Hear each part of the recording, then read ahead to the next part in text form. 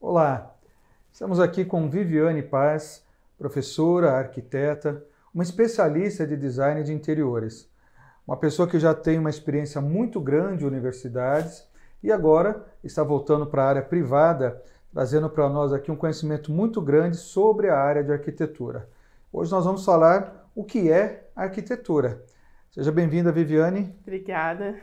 Viviane, a grande maioria das pessoas ainda tem uma certa dúvida, né, do que é arquitetura. Então vamos bem direto. Para você, o que é arquitetura?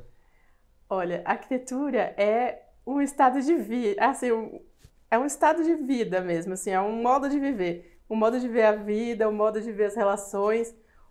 Porque parece que a arquitetura é só um objeto construído, mas não, a arquitetura ela mexe com a vida das pessoas. E tanto dando aula quanto na minha trajetória profissional, desde o primeiro dia da faculdade, a gente percebe, a gente começa a notar como isso vai entrando dentro da gente. E dentro das salas de aula, eu sempre dei aula para alunos de primeiro semestre, e geralmente era o primeiro dia de aula, no primeiro semestre, que eu já entrava em sala de aula para ter o contato, para dar as boas-vindas e para falar com os alunos.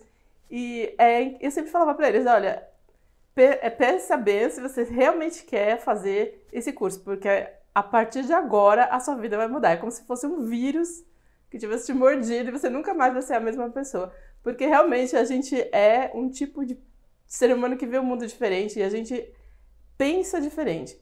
Então, por exemplo, eu costumava muito dar esse exemplo. Você, olha, vocês costumam ir em restaurante, então vocês sentam com a sua família e conversa, come normal. A gente não é assim. Arquiteto não é assim. Arquiteto mexe na mesa, arquiteto pega na cadeira para ver do que é feita. Arquiteto fica olhando o teto, fica olhando o que tem lá no teto. A gente vai no banheiro, a gente tira foto da pia. Então, assim, a gente é diferente. Então, a gente tem essa coisa de investigar o espaço e de querer descobrir do que são feitas as texturas, o material. Você pega para ver se é quente, se é gelado, se é áspero, e as plantas. Então, pra gente, o ambiente vira um... Se transforma. E a gente está sempre envolvido com o ambiente. Então, a gente tem contato com tudo e a gente começa a ter a percepção do porquê dessas coisas. Então, a diferença que faz você estar num ambiente que tem uma qualidade espacial boa, que tem planta, que você se sente bem, confortável, os móveis são confortáveis, as cores, e estar num ambiente inóspito, assim, que não é muito confortável. Então, você começa a perceber os porquês e a gente ganha muito nesses olhares que a gente vai ganhando, é repertório. Então, é importante isso, não só porque a gente já começa a ter essa percepção de tudo que está em volta, da construção e de como é feito, e a gente também usa tudo que a gente aprende nos nossos futuros projetos. Então, eu vi uma pia interessante num lugar, eu vi uma estante na casa de uma pessoa que eu fui visitar, e aquilo fica registrado na nossa cabeça. Então, um dia que eu for precisar fazer alguma coisa parecida, a gente começa a pescar lá dentro da nossa cabeça, nos nossos arquivos, o que a gente viu já daquilo. Buscar as referências, né? E a gente começa a trazer para o projeto que a gente precisa. E não só isso, a gente muda demais, porque assim, tem uma coisa que eu também sempre falava em sala de aula, que a gente começa a perguntar os porquês, né? Por que isso tem que ser assim? Por exemplo, eu vejo uma caixa de sapato, uma pessoa acha que é só uma caixa de sapato, mas para mim aquilo pode ser uma ideia para um móvel, uma ideia para uma casa.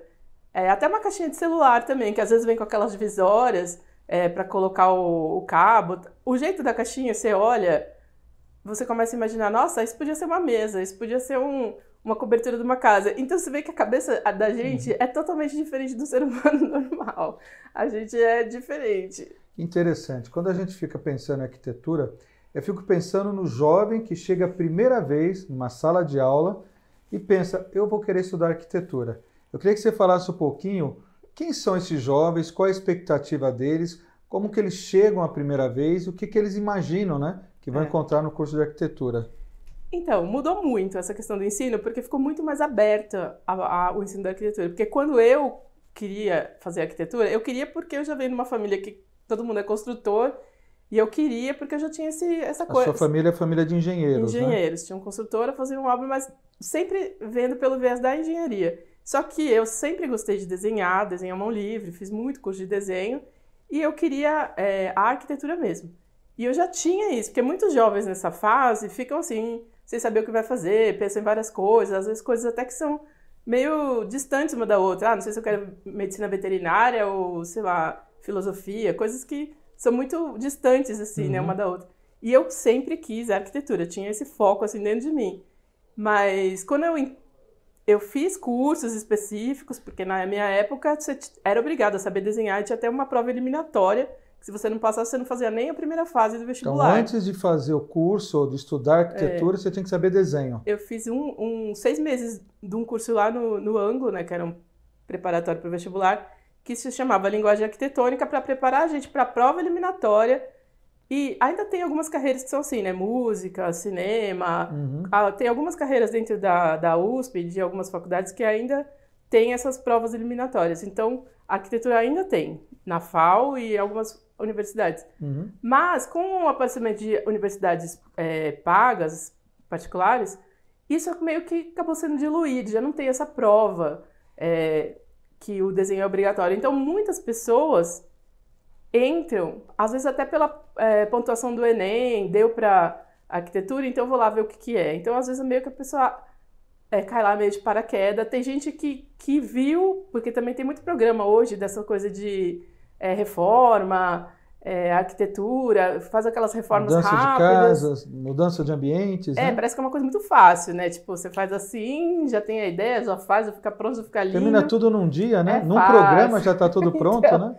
Muita gente vai com isso, né? E também porque parece que dá muito glamour, né? Fazer isso. Fazer essa coisa, assim, acontecer essa mágica. Você pega uma casa toda feia, e daí você faz aquela mágica e aparece a casa maravilhosa, e todo mundo fica feliz e se abraça. Parece que é assim, uma coisa tão tranquila, né? Então, muita gente vai atrás também desse glamour, né? Essa coisa, assim, de... Nossa, eu fiz uma mágica e deu tudo certo. E, assim, então tem muito esse conceito. Aí, quando as pessoas chegam no primeiro dia de aula... Assim, a gente apresenta o curso e eu sempre falo assim, primeiro essa história do vírus, né? Se despeça da sua família, porque provavelmente sua vida social acabou hoje, né? Você não vai ter mais. A gente trabalha de madrugada, a gente vira à noite. A gente não tem outra coisa para pensar, porque é uma paixão tão grande, assim, realmente, você se apaixona de uma maneira que você se arrepia em todas as aulas, você se arrepia em toda palestra. Tipo, você vai na Casa Cor, tudo é assim, uma coisa assim, uma experiência, assim, sabe? Que vai muito além do só uma carreira. Então, uma coisa assim que só a gente meio que entende, assim, né? Eu acho que é muito assim, de uma entrega muito grande. Porque também não tem uma matéria assim que, tipo, das outras... Se você vai fazer um curso, tipo, administração de empresa, direito, muita coisa tá escrita no livro. Então, você vai lá, lê o livro, faz uma prova, pode ser oral, faz um seminário, mas é em cima de um livro. E a arquitetura não tem nada disso, assim, praticamente não tem uma matéria, mesmo as técnicas de matemática, de física, é tudo trabalho prático, e é tudo trabalho criativo, e é tudo de você se entregar mesmo, porque esse processo da criação, você tá o tempo inteiro se jogando para fora, jogando suas ideias, suas emoções, tá tudo indo junto com o seu trabalho. Você falou uma coisa interessante, o processo da criação. Muitas pessoas acham, ou eu sou criativo ou eu não sou. É como se existissem os que têm habilidade de criar e os que não têm. É mais ou menos isso? Ou a pessoa vai aprendendo na arquitetura que toda essa criação está escondida dentro dela? Não, tá lá dentro. Todo mundo nasce com um cérebro com os dois lados. Tem o hemisfério, que é o racional, e o hemisfério, que é o criativo, o emocional, o intuitivo. Só que você vê que a criança até os 7 anos de idade, até começar a fase de alfabetização, ela cria o tempo inteiro. Então, ela tem você dá um monte de pedrinha, para ela aquilo é o universo. É uma casa, um carrinho. A criança aquela tem essa coisa o tempo inteiro. Então, ela está o tempo inteiro usando essa parte lúdica, né, do cérebro, que é o criativo. Então, ela entrega um desenho para você. Às vezes é uma bola com 2 olhos. Ah, isso aqui é você, papai, minha mãe. Então, a criança ela não tem muito esse freio que, quando a gente faz 7 anos, entra na escola... Na primeira série, a gente vai começar a ter, então, esse senso crítico, de saber se está feio, se está bonito, as coisas que a gente faz, que é uma coisa que limita bastante a criatividade. E outra coisa, a gente vai meio que botar um freio nesse lado intuitivo, criativo e tudo mais, para desenvolver o racional. Então, porque tudo que a gente faz na escola só vai treinar o lado racional. Para aprender a falar, então, juntar as palavras, juntar as letras, fazer uma frase, matemática, tudo que você faz na escola, aula de história, de biologia, tudo você só vai usar o seu lado racional. E o outro mais ou menos, às vezes tem algumas escolas que tem aula de música, que tem aula de artes lá, de pintar alguma coisa, mas é muito menor a quantidade de aulas que você vai para esse lado, e o outro é assim, praticamente 99%. Então, até você entrar, por exemplo, no curso de arquitetura, quem não teve, então, assim, esse paralelo de os pais colocarem numa aula de desenho, de música, de qualquer coisa que treine o lado criativo, até, às vezes, jardinagem, culinária, tudo isso treina o lado criativo, intuitivo. Mas a maioria não. Engata a primeira lá na primeira série e continua só treinando muito, muito essa parte do lado racional e intelectual. Qual é a expectativa, Viviane, desses alunos que chegam no primeiro dia? Então... Né? Antes deles ouvirem tudo isso da arquitetura, que você vê aquelas carinhas com um monte de interrogação ali, talvez ouvir alguma coisa né, na internet, que nem você falou, na televisão, alguma coisa. Mas a arquitetura, pelo que você está falando, é um experimentar constante, né? Total. É o tempo inteiro você quebrando paradigma. Isso é o que eu faço o dia inteiro. Assim, porque se eu for dar uma resposta óbvia para o cliente, ele fala, mas então para que eu preciso de você? Se é para eu fazer o óbvio, eu faço. Eu não vou chamar um arquiteto para fazer um projeto que eu mesmo faria. A gente está o tempo inteiro quebrando paradigma. Então, é por isso que a gente precisa se inspirar nessas coisas. Eu vejo uma bolinha de gude e eu penso, nossa, eu podia usar isso numa mesa de centro ou numa iluminação. A gente está o tempo inteiro fazendo coisas que as pessoas jamais pensariam. Então, essa é uma coisa. Agora, como você chega lá? Você vai primeiro fazer o beabá, que é o que eu treinava isso muito em sala de aula, porque... Então, já tinha a primeira aula que eu dava justamente essa, mostrar os dois lados do cérebro e mostrar que eu ia pegar aquela criança de 7 anos que ainda estava ali sentada na minha frente, embora estava com 17, 18 ou mais, que desenhava aquela arvorinha, que é aquela dois arcos com uma nuvenzinha verde e umas maçãzinhas, que é o jeito que a pessoa... Eu sempre falava isso, se eu pedir agora para você desenhar uma árvore, quem não treinou desenho de árvore, não fez aula nenhuma de desenho, vai desenhar isso aí. Se eu falar uma casinha, vai fazer um telhadinho, um caixotinho e colocar uma porta. É o desenho que a pessoa fazia com 7 anos de idade. Por quê? Porque ela não foi atualizando. Então, a resposta que ela tem para dar é a mesma que ela dava com 7 anos. Então, o que a gente faz na faculdade? A gente vai puxar aquilo tudo e vai atualizar. Então, eu vou treinar a pessoa para desenhar uma árvore realista, uma casa do jeito que realmente a gente está vendo, não é o que está na minha cabeça, na minha imaginação. Porque essa casinha não existe, aquela árvore com o tronco marrom não existe. A árvore não é uma nuvem verde. A árvore tem galho, tem folhinha, cada folhinha de um jeito, cada espécie de um jeito. Então, o que a gente vai treinar a partir daí? Desenho de observação, que é a coisa que eu mais... até hoje, eu aborreço mesmo, porque eu cobro muito essa parte do croquis. Então, é o desenho à mão livre. A gente tem, acho que, um vídeo que mostra você fazendo esse desenho, né? Você mandou aqui pra gente, onde a pessoa começa a ter ali uma ideia, mais ou menos, do que é fazer esse desenho, né? Esse desenho já é um desenho de alguém que já tem bastante treino, assim, já é um desenho de quem está trabalhando já na área. Mas o croquis, eu tinha até grupos que a gente chamava de street sketchers, que é você reunir uma galera e ir pra rua desenhar. Então a gente ia pra Paulista desenhar, levava um caderninho de desenho, aquele caderninho A5, o tamanho de uma agenda, só com folha em branco, um lápis, e saía desenhando. Então a gente ia na Casa das Rosas, eu já fui com um aluno desenhar ali no MASP, no Memorial da América Latina, em tudo que era lugar da cidade, a gente se reunia e todo mundo abria o caderninho e começava a desenhar. Parque da Água Branca, e sai desenhos incríveis, né? Olha que legal. E a gente tem uma diferença de você olhar, por exemplo, uma casa que já está construída e você olhar uma planta baixa, por exemplo, né? Então, por isso que a gente tem que começar a entender o que é uma casa. Assim, porque a planta baixa, ela é uma abstração. Ela não existe. Só para as pessoas que não conhecem, não sabem o que é planta baixa, o que a gente poderia explicar? É uma pena que eu não tenho aqui os modelos que eu usava para ensinar isso. Mas assim, a planta baixa é como se você pegasse uma casa em 3D e você cortasse um pavimento a 1,20 m. Então, eu pego um feixe a laser e passo e corto a casa inteira. Então, eu só fico do 1,20 para baixo, de cima eu descarto. Sai voando. Então, é como se eu estivesse olhando de cima, de paraquedas, e eu visse todas as paredes, o piso, olhando de cima de 1,20 m para baixo. Então, essa é uma representação que a gente usa na planta baixa. Então, se eu estou desenhando pavimento térreo, é de 1,20 m para baixo do pavimento térreo. Então, eu estou vendo tudo chapado, né, em 2D, né, 2 dimensões. É mais ou menos o que a gente tem nesse desenho. É isso que eu estou desenhando. Está mostrando ali. Então, o que é que está acontecendo ali? Você está usando um programa? Eu estou desenhando. Ele é uma planta que já está impressa, que foi feita num programa de computação gráfica, que faz esse desenho de planta. Então, ele facilita bastante a nossa vida, porque aí a gente não tem mais aquele trabalho desenhando lápis e papel manteiga e tudo mais.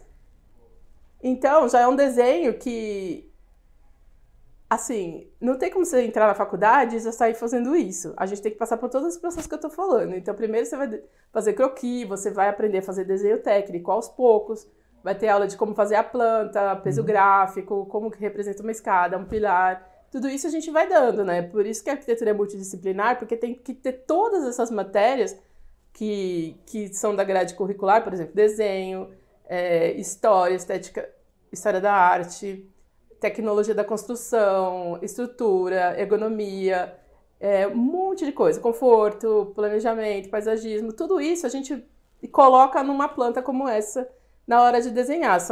É como se fosse assim, a gente fala que a arquitetura, por isso que é complicado. É interessante, desculpa até te cortar, mas você está dizendo que ele tem que entender sobre história da arte, Sim. Eu tenho que entender sobre movimentos, né? Sim, sobre o corpo humano, como o corpo humano se movimenta. Sobre a questão também da percepção, da visão da pessoa com os ambientes, não é isso? Também. Psicologia, questão de conforto ambiental. Então, o que é confortável para um corpo humano? Qual a temperatura ideal? Ou o nível de ruído ideal? Questão de textura, tecidos que são gostosos, bons, coisas que não são boas. E a gente faz, inclusive, experimentos. A gente faz laboratório dentro das salas de aula. Eu já fiz muito isso. De interior da arquitetura, às vezes a gente faz alguns experimentos. Por exemplo, a gente cria uma sala toda negra, cobre tudo com tecido negro e coloca uma pessoa lá dentro. Então, o que você sente? E se for tudo vermelho? E se for tudo rosa? Então, tudo isso são coisas que a gente tem que saber o ruim, às vezes, para entender o que é o razoável. Então, tudo isso a gente vai colocando ferramentinhas na cabeça até você realmente se ver como um arquiteto, né? Assim, uma pessoa que realmente tem tudo isso dentro e sabe usar, né? Pelo que você está falando, então, essas experiências que o arquiteto trabalha, tanto questão de cores, de cheiro, de textura, de movimento, de a própria, como que a gente fala, a perspectiva, né, dos ambientes, tudo isso influencia na minha percepção de mundo. Completo. Por isso que a arquitetura influencia demais, porque se eu estou numa sala e todas as paredes são brancas e o teto é preto, o piso é preto, eu tenho uma sensação. Se eu tiver ao contrário, piso branco, teto branco, tudo preto, as paredes, outra sensação completamente diferente. Uma flor que você coloca no ambiente... Totalmente diferente. Interessante. Totalmente diferente. Então, mas não precisaria nem de eu falar, as pessoas sabem mais ou menos isso, mas eu tô falando porque, assim, eu preciso mostrar que isso existe, né? Porque, normalmente, a gente já faz meio isso sem perceber, só que eu faço intencionalmente. Eu até ia te perguntar, Viviane, porque muitas vezes, dentro da casa da pessoa, você entra na casa, você tem uma leitura da pessoa, né? Total. E você vê, às vezes, uma pessoa mais depressiva ou mais alegre, isso reflete totalmente no ambiente que ela está. Eu já tive muita experiência, sim.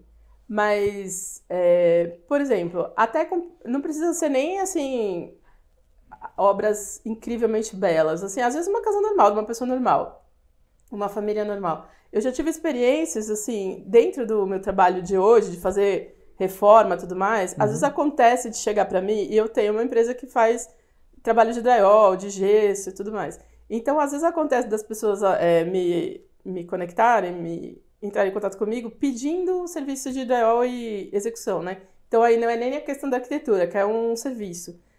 E aí às vezes as pessoas querem cobrir uma parede toda úmida, com problema de umidade, uma série de coisas. Como fica feio, fica meio preto, a pessoa quer cobrir, então quer pegar o drywall e pôr por cima da parede preta, sem disfarçar o problema, sem resolver, e acha que tá tudo bem. Então assim, quando eu pego isso acontece muito. E eu também já fui chamada para fazer reforma em casa que, tipo, tinha uma telha de cimento amianto que estava, assim, em péssimas condições, com infiltração, um monte de coisa. E a pessoa queria simplesmente um forro de gesso para esconder aquilo e acabar com o problema da infiltração. E aí eu pego e falo, não, A gente vai fazer a reforma geral. E eu já fiz muito isso, de, assim, adotar a família, a obra e realmente fazer uma programação para fazer uma qualidade total, assim, uma mudança completa para criar qualidade de vida para aquela família, porque isso implica em muitas coisas, assim, não é só a questão da humildade, isso causa, além de doença, problema de saúde, às vezes é problema de relacionamento familiar, que você vê que não tá bom por conta da mistura de uso, por exemplo, às vezes a casa é pequena, coloca o filho para dormir no quarto dos pais, ou o filho para dormir na sala, então o filho nunca tem privacidade, e nunca tem um lugar para ele, ou irmãos de idades totalmente diferentes dormindo junto, ou irmãos de sexo diferente, homem e mulher dormindo junto. Então, uma série de coisas que você vê assim, a família às vezes é muito cheia de conflito, ou as pessoas estão sempre doentes, estão sempre desanimadas, depressivas. Isso está tudo relacionado com a arquitetura do lugar. Tudo relacionado com a relação que a pessoa tem com a própria casa. Olha só. E até de não ter orgulho da própria casa. Tem um trabalho que foi feito por um grupo que adotou um prédio que era desses, que era uma favela vertical. Eles adotaram o prédio inteiro, fizeram um trabalho enorme de arrecadação de dinheiro e tudo mais para fazer não só a reforma externa, mas a reforma interna, porque aí a prefeitura começou a nomear a família para cada uma ter. Depois que ficou pronto, né, que a parte externa estava já habitável, as pessoas começaram a ser chamadas para morar nesse edifício. E aí viram que não era suficiente, porque a pessoa vinha, você ganhou um conjunto desse, você vai poder morar aí com a sua família. Mas e aí, da porta de dentro para frente, o que você vai colocar lá dentro? Às vezes a pessoa não tem condições, assim, de ter uma cozinha legal, mobiliar a casa. E manter. Não só comprar e manter. Então, às vezes, ela vem com o que ela tinha e ela percebe que ela não tem aquele prazer na casa dela. E, às vezes, ela tem vergonha de chamar as pessoas para ir lá, tipo, fazer um aniversário para os filhos, receber no Natal. Então, às vezes, você vê que a pessoa ela vai se isolando socialmente porque ela não gosta da casa que ela vive. E isso não é só em questão de baixa renda. Às vezes, tem gente que tem alta renda, mas também não tem um nível de satisfação. A pessoa compra, faz reforma, uma atrás da outra. Às vezes você planilha a quantidade de reformas e gastos de serviço que a pessoa já tentou sozinha fazer e não conseguiu um resultado bom. Você falou uma coisa interessante. Às vezes a gente começar a querer juntar como um Frankenstein um pouquinho de cada coisa para a gente tentar fazer algo que seja certo, né? Isso acontece muito. E às vezes a gente não tem a harmonia das coisas, né? Então... E aí você nunca está feliz com o resultado da sua casa. E aí isso gera realmente isso. Você fica meio isolado socialmente, porque, por exemplo, você não tem... não vou chamar minha família para ver aqui porque essa parede está estranha da minha sala, não tem o lugar suficiente para as pessoas sentarem, a minha cozinha não vai dar conta de, tipo, atender um almoço, jantar para, sei lá, quantas pessoas, não tenho como fazer um churrasco do jeito que eu gostaria para receber as pessoas. Então você acaba que não tem essa parte social que é tão importante, né, da convivência dentro das casas para você preencher esse lado. Então, assim, eu como faço hoje em dia só parte de reforma de unidade residencial, eu sou muito chamada para isso. E todas as classes sociais, né, tanto top, classe super A, quanto a ED. Então, assim, para mim é tudo sempre um meio de você falar assim, não, o que eu vou criar aqui? Eu vou criar as conversas que a pessoa vai ter, o aniversário que ela vai cantar parabéns com a família dela. É isso que eu tô criando. Então, não tô criando só um ambiente que caiba, o sofá. Então, além de tudo isso que vocês têm que estudar, você tem que conhecer também um pouco da história de vida da pessoa, os objetivos, trabalho, tudo isso. Sim. Isso a gente também ensina no curso, né? O curso de arquitetura tem aula de projeto 10 semestres, né? Se tem 5 anos de faculdade, grade, né? A graduação leva 5 anos. Então, durante esses 5 anos, você vai ter 10 semestres de arquitetura para realmente você aprender isso. Então, o que é que você faz quando um cliente te procura? Como você aborda o cliente? Que pergunta que você faz? Como que você entende qual é a necessidade dele? Quem é a família que vai morar na casa? Se é que é uma casa, né? Porque a gente pode ser chamado para fazer qualquer tipo de projeto. Pode ser um hospital, um shopping, uma loja, o que seja. Você tem que entender qual é a necessidade daquele projeto, quem vai usar, né? Se é uma família, se são usuários, se são clientes. E o que ela precisa sentir lá dentro. Uhum. Então, tudo isso a gente vai aprendendo na faculdade. E como a gente vai ensinar isso na faculdade? Fazendo. Então, por exemplo, no primeiro semestre, a gente dá um loft. A pessoa não vai fazer o projeto ainda, assim, criar o externo. Ela só vai trabalhar com o interno. Então, o primeiro projeto que eu dava era assim, é um loft. Então, pega um galpão que já existe, com as dimensões, e a pessoa vai transformar aquilo numa casa. Do jeito que ela quiser. Pode pôr mezanino, escada. E com isso a gente vai ensinando desenho técnico também. E a pessoa vai começando a pensar nessas relações. Então, o espaço de cozinhar, o espaço de guardar. Esse vídeo, por exemplo, é um ambiente real que vocês trabalharam, né? Esse aí já é um ambiente que como eu tenho essa empresa de reforma, e a gente estava fazendo aí umas divisórias de drywall para dividir um conjunto comercial em várias salas de consultório dentário. E nesse outro já é o forro, então a gente está colocando iluminação já mais com estudo, né, de luminotécnica para a gente direcionar, fazer uma iluminação mais interessante, criar cenários que não seja um teto com um único ponto central de iluminação para ficar um ambiente mais interessante, que até isso também muda a percepção do ambiente. A luz é uma coisa incrível, né, como a luz muda a qualidade espacial. Você tem um ambiente com uma única iluminação, um ponto no teto no centro, e ter uma iluminação distribuída, estudando a quantidade de luz que você vai ter em cada canto. Para quê? Porque para que eu vou precisar da luz? Eu vou criar um canto de leitura no cantinho da minha sala. Então, eu vou criar ali um lugar gostoso, com uma poltrona legal, os livros, e uma iluminação apropriada para a pessoa sentar ali e ler. Então, é diferente de você ter uma iluminação no centro e você sentar para ler e você está justamente ao contrário da luz, fazendo o livro fazendo sombra nele mesmo. Então, são coisas assim que a gente entende. Vai pensando, né? E a gente vai criando qualidade de vida para a pessoa. E a gente vê a arquitetura como uma mudança constante. Eu lembro quando eu estudava História da Arte, por exemplo, os professores mostravam bastante as diferenças de estilos que nós tínhamos antigamente e estilos que nós temos agora. Você estava comentando em off comigo sobre o modernismo. Eu queria que você falasse um pouquinho do impacto do modernismo dentro da arquitetura. O modernismo foi praticamente assim a base de tudo que a gente ainda tem hoje como uma arquitetura boa. Então, a questão da espacialidade, porque junto com o modernismo veio então toda a técnica construtiva do modernismo, que foi proporcionada justamente pelas tecnologias novas. Então, o uso do concreto armado.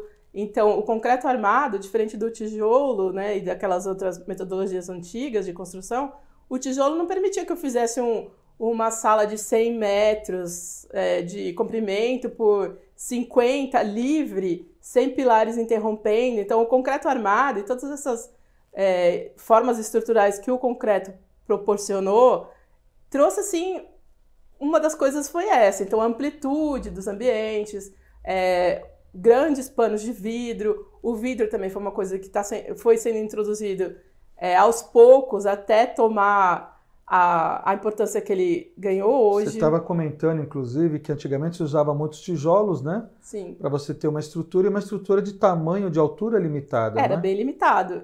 E eram umas construções, se você pegar o período românico, ele era... as paredes tinham quase meio metro de largura, né? A espessura da parede. Porque precisavam ser robusto para aguentar o peso do telhado. Então, as paredes mais baixas, né, que próximas ao solo, elas eram bem robustas. Às vezes chegava até 60 centímetros, né, a espessura da parede.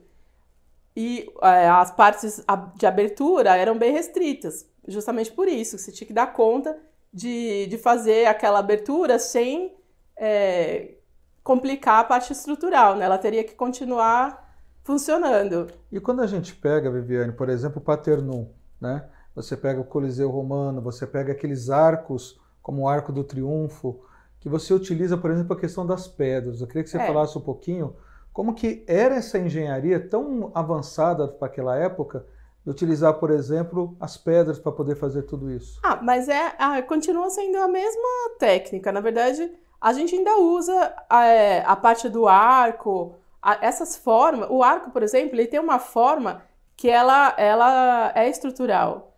Então, a maneira como você encaixa as pedras já dá o apoio do arco. Tanto que tem a pedra superior, que ela é chanfrada dos dois lados, que ela entra de uma maneira que ela trava todo o sistema das outras pedras que estão ali ao redor. Então, já é um sistema que ela é totalmente estrutural. Se você pegar uma estrutura que é aquele telhado grego, as colunas e o piso, ela já é uma estrutura, é a estrutura aparente, né? Ela própria é a estrutura totalmente exposta. Você está falando de uma coisa que é muito matemático, né? É matemática. Mas eu quero estudar arquitetura porque eu não gosto de cálculos, eu não gosto de fazer contas, eu quero só desenhar. Funciona? Não muito, porque assim, eu ainda, quando eu costumava dar aula, eu usava esse exemplo também. Então, a gente vai pegar o lado lúdico, né, criativo, tal, que imagina coisas incríveis no papel que nem sempre vão dar certo na hora da execução. Por quê? Porque a gente precisa desse lado. A gente precisa casar as coisas. Então, a parte do cálculo, da estrutura, de saber a resistência dos materiais, teste de prova, vento, uma série de coisas a gente vai ter que levar em consideração na hora de executar. Então, hoje, depois de ter trabalhado já bastante com projeto em diversos tipos de edifício, metrô, eu já trabalhei com muita coisa assim, fazendo projeto. Até o momento que eu fui parar no escritório de uma arquiteta que eu amo muito, que é muito minha amiga, que se chama Lia Carbonari, e ela só trabalhava com reforma, e é reforma na prática, executando tudo que estava no papel, executando. E ela me passou a parte de execução, então eu assumi toda a parte de construção, a parte de obra, quem ficava lá na obra, falando com os pedreiros, tal, pegando o projeto, fazendo acontecer, era eu no escritório. E aí começou a mudar mais ainda a minha cabeça, porque assim, uma coisa é você desenhar no papel, sem nunca ter pisado na obra, nunca ter visto uma pessoa colocando um piso, por exemplo, de 1,5 m por 1,5 m de porcelanato, como é essa execução? Né? O tamanho do braço da pessoa, o jeito que ele agacha, como que acontece isso na obra? A pessoa colocar um piso que você foi na loja, 1 m por 1 m, o tamanho do porcelanato. E ele vai ter que colocar isso numa sala, por exemplo, como essa. Aonde ele começa? Ali da porta ou lá do canto? O que fica mais bonito? Uma pessoa normal vai mandar ele começar de lá. Ele mesmo, sozinho, ele começa do canto e vem até a porta, porque para ele é muito mais fácil. O que o arquiteto faz? A gente quer que comece da porta para não dar recorte bem na entrada. A gente quer que o recorte fique lá no cantinho para não dar para ver, né? Fica mais bonito. Então, aí como que ele faz? Ele bota a primeira pedra e depois salta para dentro. E pula. E você está falando uma coisa interessante, porque o arquiteto ele teve todo esse estudo, esse conhecimento para idealizar alguma coisa. Mas quem vai executar é uma pessoa que não tem, digamos assim, a grande maioria desses conhecimentos. Como é que fica a supervisão de tudo isso? Então, foi um aprendizado, realmente assim, para mim foi assim o ápice. Elevar um pouco mais o meu conhecimento, porque eu sempre desenhei muito projeto. Então eu era muito boa de fazer desenhos em projeto, concepção, tudo mais, porque eu tive grandes, além da faculdade, eu trabalhei com arquitetos muito bons, então eu sabia fazer o projeto, detalhe. Agora eu nunca tinha ido para o canteiro de obra e ver como é o dia a dia das pessoas. Então, aí começou a mudar um pouco a minha visão. E até chegar ao ponto de eu receber os projetos que vinham lá do pessoal de projetos do escritório da Lia e mudar, eu mesma, mudar coisas, porque eu sabia que aquilo que estava desenhando não ia funcionar.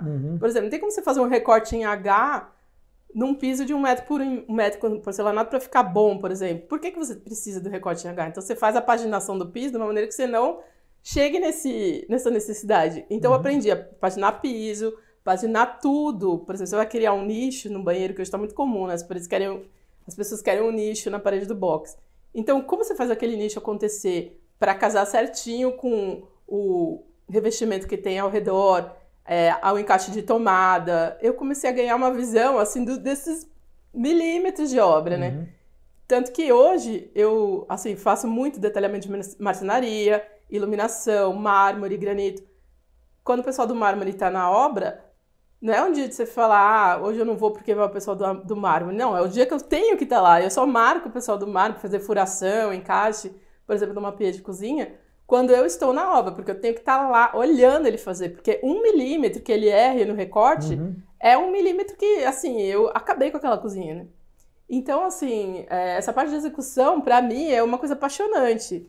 E é uma coisa muito desafiadora. Você tirar o projeto do papel e fazer ela acontecer na obra, lidando com profissionais de diversas modalidades, porque aí entra tudo. Eu até trouxe um exemplo de eu fiz uma estante numa reforma do edifício que era antigo, né? Então, o apartamento da minha cliente, ela tinha um pilar bem no meio da sala que estava complicando, porque não dava nem para fazer uma boa sala de jantar e nem uma boa sala de estar, porque tinha esse pilar bem no meio. E ela, sozinha, tinha muita dificuldade de escolher o mobiliário para pôr ali, porque nada que tinha nas lojas normais se encaixava e nada ficava bom. E ela estava bastante incomodada, porque ela já tinha tentado várias coisas, até que ela me chamou. Então, aí eu fiz uma brincadeira que eu escondi aquele pilar na estante. E a gente fez uma estante de drywall e ficou incrível. Assim, realmente ficou um resultado muito bom e ela se surpreendeu muito, porque eu consegui pôr a TV, fazer a sala de TV, separar a sala de jantar, só com isso, fazendo uma estante que realmente ela não ia achar no mercado. Ela tinha que mandar fazer. E eu não fiz com marcenaria, eu fiz de drywall, porque eu sabia que o resultado ia ser melhor. Então, tudo isso vem da experiência. Você vai se adaptando à necessidade real que a pessoa tem, né? E criar essas mágicas, né? Então, a gente com uma iluminação, com drywall, com marcenaria, a gente consegue fazer mágica dentro de um apartamento. Olha que interessante. Mesmo pequeno ou grande, porque às vezes o grande também é problema. Às vezes é grande, mas a qualidade dos ambientes não é assim pensada muito bem para a sua necessidade. E tem uma outra coisa, cada família funciona de um jeito. Então, uma coisa é você ter um apartamento grande para uma pessoa sozinha, outra coisa é um apartamento grande para uma família com 6 pessoas, e mais, às vezes, um cachorro, e pessoas que vêm de fora, às vezes, ficar por um tempo, parentes. Então, assim, cada família é de um jeito. Então, você assim, falou uma coisa interessante, né? Os pets hoje. Hoje os pets estão crescendo cada vez mais em números, né? E importância. E a casa não era antes pensada no pet, que é um outro morador que está dentro do lar ou do ambiente também, né? A gente teve várias mudanças na maneira de morar. É incrível, assim. Uma das coisas que mais eu acho apaixonante é você ver como mudou a forma das pessoas morarem nas suas casas, né? Ainda com a pandemia, essa coisa da home office ainda mudou mais ainda. Mas assim, a questão dos pets, que antigamente o cachorro era tipo o guarda, ele ficava lá no portão, ficava lá de fora, às vezes acorrentado, e ninguém nem ia lá falar com ele, tipo, era assim, né, uma coisa meio utilitária na casa. E hoje em dia o cachorro é quase, assim, é tão importante quanto um filho. Então, assim, eu já atendi clientes que tinham um quarto pro cachorro dentro do apartamento. Um quarto mesmo, até com banheiro, suíte. Assim, com shampoo, secador, roupinha, berço. E, assim, é cada vez mais comum você ter que ter um móvel, às vezes é na lavanderia, um armário que tem um espaço lá para colocar uma caminha para o cachorro, às vezes é na sala, eu já fiz até detalhes de rack de sala, móvel de TV, que tinha um espaço para colocar o cachorro. E, às vezes, é no quarto da pessoa. Então, assim, os pets, eles estão ganhando uma importância enorme. E eu acho muito interessante. E às vezes não é pet convencional, às vezes até cobra, né? Eu tenho uma cliente que ela tem uma cobra. É uma cobra python, daquela maravilhosa, toda branca, né? Que é uma python albina. Caríssima, caríssima. E a gente fez um viveiro na sala dela, que a cobra fica atrás, assim, no viveiro, no vidro. E às vezes ela tira a cobra de lá e deixa ela passear pela sala. Então, assim, é muito interessante, né? Eu acho legal... Olha só, gente. Que a gente tenha convívio com as pessoas, porque é como eu falo, eu falei até outro dia numa live, as pessoas não... A gente não tem o normal, assim, não tem pessoa normal dentro de um padrão, assim, que corresponde ao esperado. As pessoas, elas são elas. Então não tem como você ter, cada um assim... tem o seu jeito, né? Não tem como você ter, assim, um senso crítico e falar, que absurdo. Não existe, nem bonito, nem feio. Às vezes eu falo assim, mas eu jamais dormiria num quarto todo vermelho. Mas se a pessoa quer, né? E se a pessoa vem de uma cultura, de um outro país, e vem de, sei lá, uma outra filosofia, que o vermelho é extremamente importante e não representa o que representa para mim. Então, eu tenho que abraçar isso. Eu tenho que receber isso com respeito e tentar, junto com os meus conhecimentos técnicos, né? Fazer algo que a pessoa realmente vai se sentir bem. E dentro desse tema só, quantas soluções poderia ter, né? A pessoa quer um quarto que tenha uma forte presença da cor vermelha. Então, quantas soluções eu posso dar? Às vezes, tem muita solução para dar que vai ficar bom e a pessoa vai ficar feliz. Então, primeiro que a gente tem que se libertar totalmente do preconceito. Assim, a gente tem que ir... Não é eu no lugar da pessoa, é eu vendo o mundo com os olhos da pessoa que vai morar ali, vai viver ali, que é totalmente diferente. A gente se despe desse, né, esses véus, assim, de preconceito, pra gente conseguir realmente atender as pessoas da melhor maneira. Quando você fala, por exemplo, da pessoa se adaptar, da pessoa quebrar paradigmas, acho que essa é uma palavra que eu gostei, que você falou bastante. Eu me lembro de Oscar Niemeyer, por exemplo. Qual foi a representação dele, o que ele conseguiu trazer que agregou muito na questão da arquitetura no Brasil e no mundo? Assim, o Oscar Niemeyer, ele tem uma história incrível, né? Ele realmente, assim, tem uma história de produção e a maneira como ele negociava os projetos e as relações que ele tinha com as pessoas do governo facilitaram muito, né? Tudo que ele foi criando. Mas, assim, para mim, pessoalmente, né, como aluna até e como arquiteta, eu acho incrível a percepção que ele tem da sensualidade das formas, até porque pegava aquelas formas do Rio de Janeiro, os morros, e aquela coisa da música, e ele transformou isso em desenhos incríveis da arquitetura, assim, em projetos incríveis, porque ele trabalhava os 5 sentidos.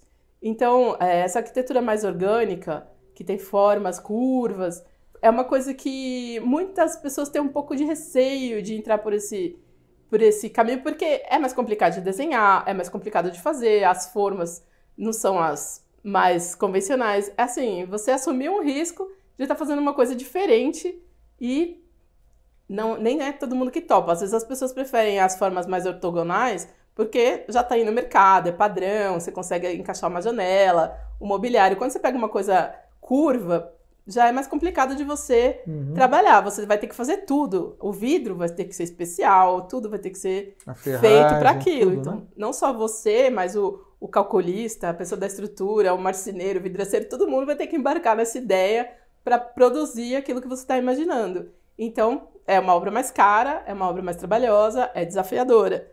E ele sempre entrou por esses desafios e sempre fez resultados incríveis. Então, assim, tem alguma obra dele que te chama mais atenção? eu amo tudo que ele fez, assim, mas a Catedral de Brasília, para mim, é algo assim único, porque ele trabalha o nosso psicológico, né? Ele entra por Essa imagem que nós estamos mostrando é da Catedral da de Brasília, catedral, né? E faz com que as pessoas voltem o seu olhar para cima. Um pouco do gótico também, né?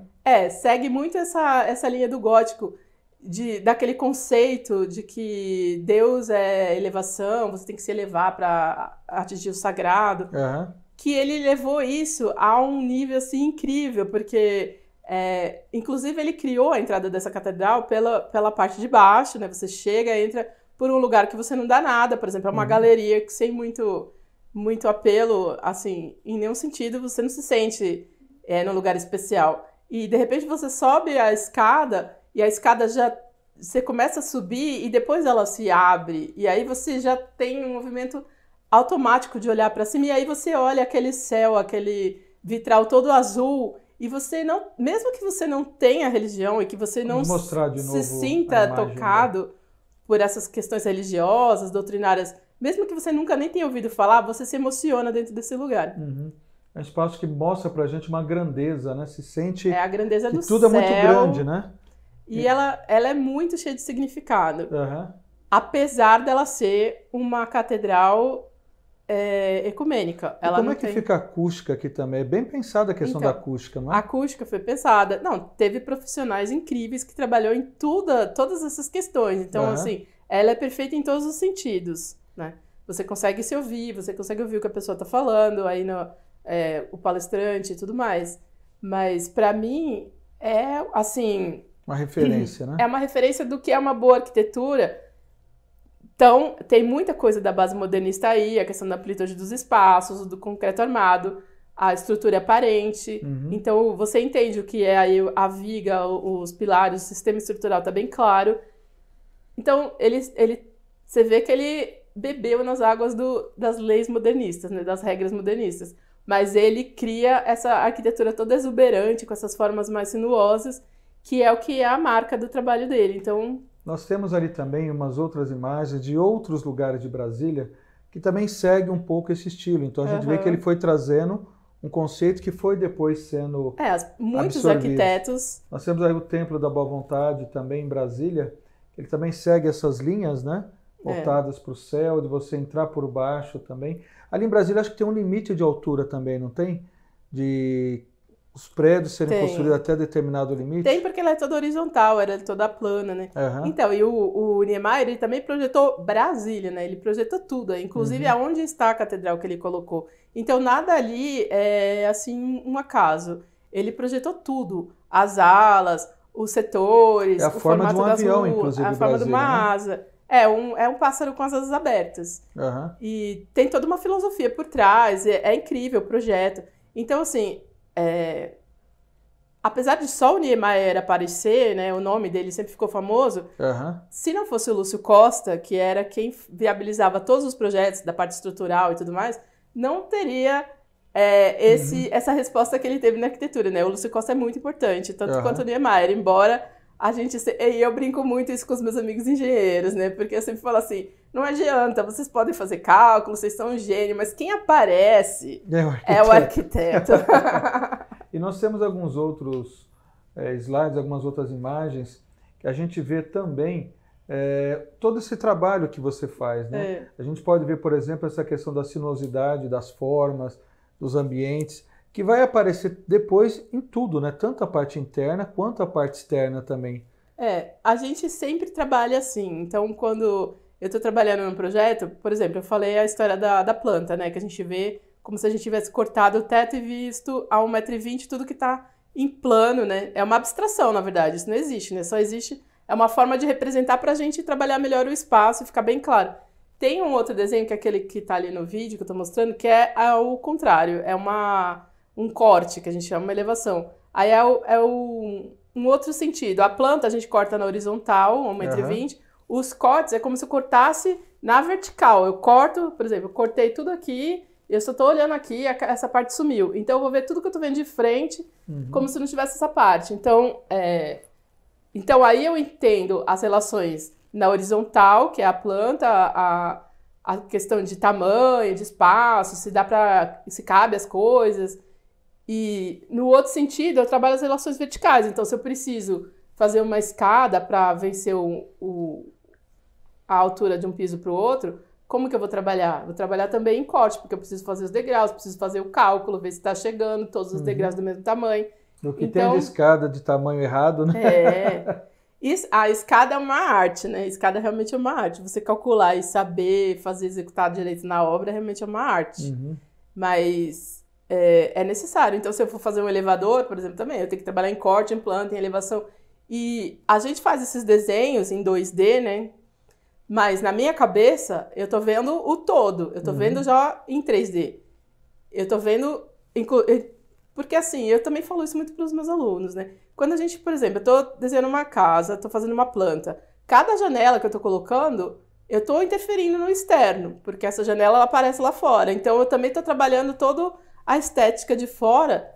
E eu tenho que saber o que eu tô fazendo. Porque senão você vai chegar lá no final, eu brinco muito com os alunos, assim, né? Então, vocês vão desenhando, e vocês só vão entender o que vocês estão criando a hora que vocês veem o 3D. E às vezes você chega a fazer a maquete, a gente trabalhava muito assim, né? Vai fazendo o desenho, a entrega final, a maquete daquilo que eles estão fazendo. Porque aí eles têm a visão do todo, toda a complicação, os erros de projeto, se eles não pensaram direito nessa questão das alturas, fizeram a escada com o cálculo errado. Quando faz a maquete, aí você se banana inteiro. Se você não tiver resolvido tudo em projeto, a maquete mostra todos os seus defeitos, as coisas que você não levou em consideração.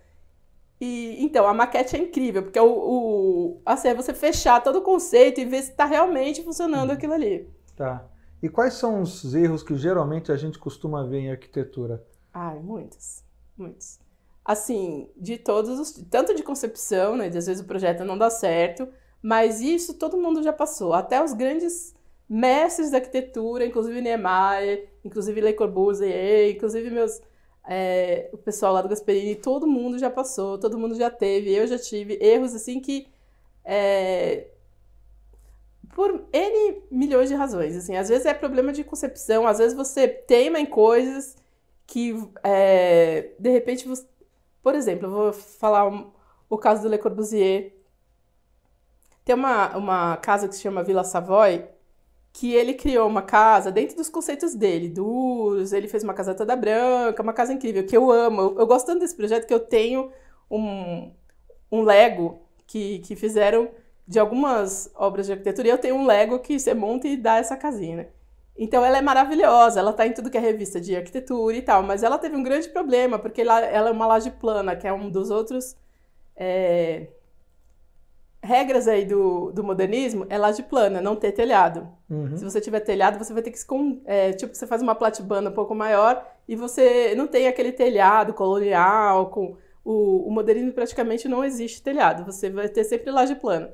Então, tem uma laje plana, grandes panos e tudo mais, só que é num lugar que neva muito. Nossa. Então, o que acontece com aquela laje plana? Ela começou a embarrigar, né, como a gente fala. Então, esse é um dos problemas. Outro é que ela não tem conforto ambiental suficiente para estar naquele lugar, porque ela é de uma concepção que o modernismo não levava muito em conta o ser humano que ia usar, né? Tem aquela tríade da arquitetura, que é forma, função e beleza.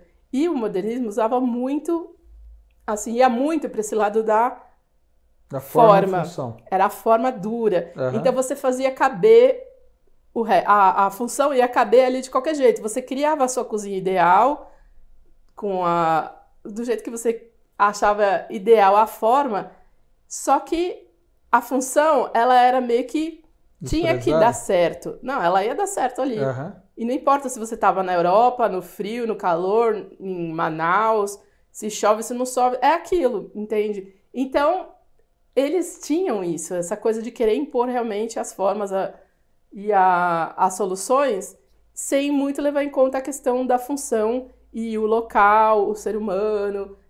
Então, assim, tem muitas coisas que você vai falar, mas é um erro. Depende do ponto de vista. Era um modo de pensar, né? E muitos arquitetos dessa época fizeram obras desse estilo. Era um conceito, né? Mas, se tá certo ou se tá errado, é meio, né, relativo. Tem uma imagem que a gente tem aqui de uma obra que foi feita nesse estilo modernista também. Esta obra em especial. Essa é uma obra que eu também usava muito nas minhas aulas, porque ela é incrível. Ela é um projeto do Márcio Kogan, foi construído pelo escritório deles, e ele é um cineasta, né? Então ele faz obras, mas assim, ele tem uma visão muito dessa questão do cinema, então de criar esses cenários e ter uma fotografia perfeita. Então ele tem assim um apuro nessa questão de criar cenários e de criar a forma perfeita, a fotografia perfeita, e a gente percebe isso em todos os lugares dessa casa. Então, ali nessa imagem, por exemplo, a gente consegue ter uma visão muito clara do que tem lá fora, né? A gente vê uma facilidade, não tem a parede frontal ali, né? Ela é toda limpa, né? Você não vê interferência de estrutura, você não vê interferência de nada.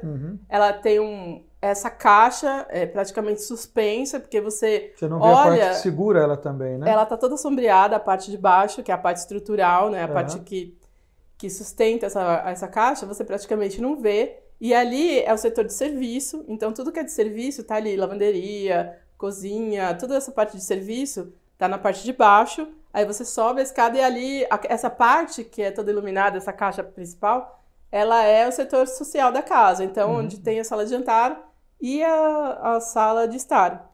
E ela, por dentro, você tem uma visão total aí da parte da piscina e atrás da piscina a parte da praia. Coloca ela de novo. Que também é um cartão postal, assim, é maravilhosa. A vista, tanto de dentro quanto da própria casa, ela é maravilhosa. Você falou a questão da fotografia, né? Sim. O olhar do arquiteto, pensando em como a pessoa vai perceber o ambiente, é uma coisa que o fotógrafo usa bastante, né? A gente também tem isso, porque assim, também é uma coisa de pensar. Eu falo muito isso até no escritório.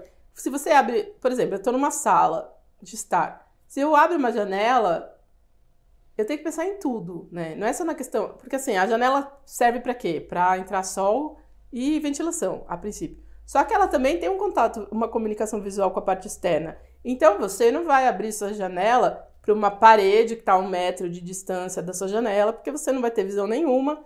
Você tem que criar alguma coisa que interessa ver lá do lado de fora. Então, essa janela tem que funcionar de fora para dentro e de dentro para fora. Então, se eu não tenho nada de interessante, por exemplo, eu tenho estou de frente para uma rua movimentada, que passa ônibus, e como a gente tem aqui em São Paulo. Então, às vezes tem um prédio muito perto, na frente da casa, ou para onde eu estou abrindo essa janela. Então, eu tenho que criar um cenário meio que falso. Vou ter que criar ali um jardim, nem que eu tenha que fazer um jardim vertical na parede para criar alguma coisa interessante para eu ver na hora que eu tô olhando para essa janela, porque senão não é legal você olhar, tipo, para a parte da lavanderia, onde tem roupa pendurada, ou tem alguma coisa ruim na frente, uma área meio feia da casa, né? Então a gente tem que pensar para onde que a gente está olhando na hora que a gente está dentro também, não só na hora do lado de fora. Quando a gente fala de igrejas, as igrejas elas sempre utilizaram muito essa questão da arquitetura, né? Sim. Tem uma igreja, inclusive, que é só um buraco praticamente no teto, né? Eu queria que você falasse um pouquinho dessa imagem para a gente também. Eu também tenho essa imagem, ela sempre marcou a minha vida, porque além de ser um arquiteto que eu gosto muito, que é o Alvar Aalto, esse pensamento, ele é muito assim, você vê que ele é cirúrgico quase, né? Você faz um cilindro de tijolo coberto, que você não tem nenhuma informação externa, você não tem nenhuma janela, você não tem contato nenhum do externo com o interno, não tem nenhuma interação. E então já é para você se voltar para dentro, né? É como se criasse um útero ali, uma coisa circular que você entra, meio escura, é como se fosse um útero. Você está entrando num lugar que você vai... A única luz que vem é de um ponto central, não é? E de repente bem em cima do púlpito, ele ergue o púlpito um pouquinho, né? Porque também tem isso da percepção espacial, né? Se você está num lugar que tudo tem a mesma altura e de repente você eleva um trechinho e coloca... você já sabe que ali é um lugar de destaque, né? Isso daí a gente, até pela teoria da arquitetura e pela Gestalt, a gente imagina... Tudo que você limita, você vê... Até se você colocar um tapete ou na praia, né? Se você está na praia e você coloca a sua esteira ou sua toalha, ninguém passa ali em cima, porque você delimitou o seu espaço. Então, isso tudo é Gestalt. É uma questão de você se apropriar do espaço, falar, não, aqui sou eu, né? É muito raro que uma pessoa passe por cima, né? Geralmente as pessoas dão uma volta. Assim, e aí foi o que ele fez. Ele ergueu uma parte, então mudou a cor ali, tudo é branco, colocou o púlpito, abriu uma cobertura zenital, né? Que é essa cobertura que a luz vem de cima. E ali criou um mobile que a própria luz que vem de cima consegue iluminar algumas partes do mobile. Então isso cria uma sensação incrível, assim, de bem-estar, de paz, de calma. Porque esse movimento do mobile já é feito para você se sentir mais calmo. Traz a sensação para a pessoa, né? Você sai totalmente do seu dia a dia. Se você tiver num dia que você está correndo, que você está com pressa, está estressado, você senta ali, muda completamente o seu estado de espírito. Assim, é uma coisa incrível. Interessante. E é engraçado, né? Engraçado não. Propositalmente é no MIT, né? Uma das faculdades de tecnologia mais famosas dos Estados Unidos, em Massachusetts, em Boston, que são pessoas que trabalham muito com o lado racional, com essa coisa da matemática. É uma universidade que formou os grandes gênios que trabalham assim, há muito tempo, né? É uma faculdade muito tradicional lá dos Estados Unidos. Interessante. E então você cria esse ambiente, né? Para as pessoas realmente... Nossa, voltou pro aqui e agora, pro ser humano, né? Pro eu, assim. E eu acho muito interessante. E você vê que não tem muito gasto. Qual foi o gasto que foi feito nessa... É uma capelinha, ela é pequena, né? Então, assim, às vezes você não precisa, sabe, gastar muito dinheiro e ter ideias muito mirabolantes para você criar algo assim que realmente seja... O simples funciona. Funciona muito. E para você chegar no simples, você tem que ter estudado muito, porque a maioria acha que é o contrário. Quanto mais você põe elemento, adorno e coisas, vai ficar melhor. Às vezes, quanto menos tem, melhor fica. Que hoje em dia é meio o conceito que eu sigo, assim. Fazer... É o minimalismo, né? Um estilo arquitetônico, que é um dos que eu mais gosto. Realmente você fazer, assim, coisas incríveis. Às vezes você tem um único móvel que custa muito caro, que seja de um projeto assinado, uma única cadeira... Mas, assim, é a cadeira, assim, Olha que interessante. É uma coisa que jamais teria sentido você usar um outro móvel ali. Então, assim, o minimalismo também é uma forma de pensar a arquitetura, é um estilo que até para interiores a gente usa bastante, mas, assim, é um outro conceito de morar, né? E agora, para a gente terminar, Viviane, uma dúvida que eu tenho. Para onde caminha agora a arquitetura? A arquitetura, ela é infinita, né? Eu acho assim, a gente nunca vai ser descartável, eu imagino, né? Tem muitas profissões que já foram substituídas por máquinas, robôs, mas a criatividade, ela não tem como... Por enquanto, não criaram nenhum robô que faça isso, né? Porque pensar tudo isso que eu estou falando, né, levar tudo isso em consideração, às vezes o robô consegue dar uma resposta, mas a gente lida com emoção, né? A gente lida com emoção, com o ser humano. Então, assim, eu acho que a arquitetura, ela nunca teve num momento tão bom. E até pela essa questão do final da quarentena, da pandemia, muita coisa mudou na forma de morar, na relação das famílias, até nas relações de trabalho. Porque eu, durante a quarentena, não parei de trabalhar, porque eu trabalho muito com reforma de interiores, repaginação, de layout e tudo mais. E muita gente que foi trabalhar em casa percebeu que não tinha esse lugar, esse home office, para fazer reunião e ligar a câmera, fazer reunião virtual. De repente você não tem uma parede legal para você colocar sua câmera, você não tem um espaço para você ficar que não passe barulho. E aí as pessoas começaram a fazer reforma de monte, porque assim, realmente não tinha esse preparo, né? A casa antes era um ambiente dormitório, passou a ser um escritório, passou a ser um ambiente de convívio, né? E eles teve que se ver de uma outra forma, né? A casa foi vista de outra forma. Ela começou a virar um lugar que você tinha que expor, porque geralmente você ia para sua casa, fechava sua porta e tipo, você tem lá as suas coisas, mas nem sempre você tem um lugar para você ficar sozinho, que tenha um lugar para você virar a câmera e seja uma vista legal. Interessantíssimo. Gente, tem muita coisa para a gente conversar. Tem muita coisa. Tem um assunto interessantíssimo que ela conversou comigo sobre o elevador, né? Como começou o elevador, como que o elevador mudou, inclusive, né, Vivi? Totalmente. A questão do tamanho dos prédios, não é? Então, tudo isso aconteceu com a Revolução Industrial, né? À medida que as pessoas...